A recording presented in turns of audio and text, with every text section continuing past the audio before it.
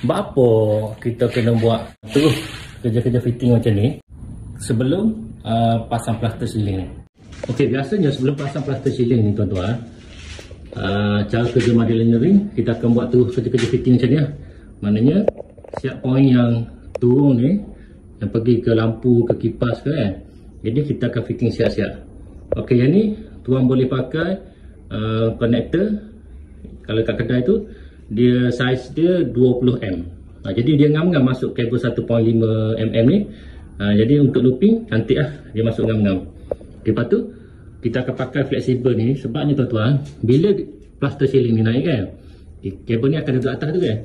Masa kerja nak tepuk ceiling tu, berkemungkinan besar dia akan tersentuh pada kabel ni. Okay, kalau ada fleksibel ni, dia lebih safety lah. Kalau kena mata pisau tu pun dia kena fleksibel ni dulu, baru dia kena kabel ni.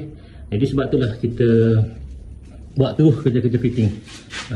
Jadi nak lebih cantik, tuan-tuan pakai konektor yang saiz dia 20mm. Jadi semua macam tu kita buat tuan-tuan. Macam ni, tuan-tuan beli konektor ni yang dia tulis sini, spek dia 20mm. Okey, jadi macam ni kan, ceiling rendah, ceiling tu dia akan naik maknanya paling tinggi lah. Maknanya kalau kita nak masuk daripada sana pun hujung-hujung ni dah sempit tuan-tuan.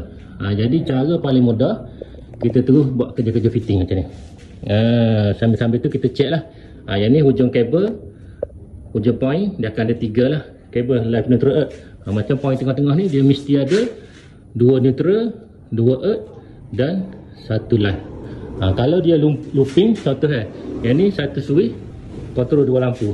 Okey, dekat looping ni dia akan ada 2 neutral, 2 earth dan 2 live. Dan dekat sini dia akan ada 2 neutral, 2 earth, 1 live. Sebab dia looping ke sini dan terus dia pergi ke switch tu. Macam tu. Jadi semua tempat kita buat macam tu tuan-tuan. Semua tempat untuk litar lampu dan kipas kita dah fitting siap-siap. Yang ni pun sama juga. Dalam bilik air ni pun kita dah fitting siap-siap. Alhamdulillah, kerja-kerja fitting setiap point dah settle dah. Semua dah settle, alhamdulillah. Jadi insyaAllah kita boleh pas kerja untuk tukang siapkan plaster ceiling, pasang tile, cat semua. Baru last sekali kita buat kerja-kerja fitting pasang lampu, kipas dan soket plug serta switch, insyaAllah.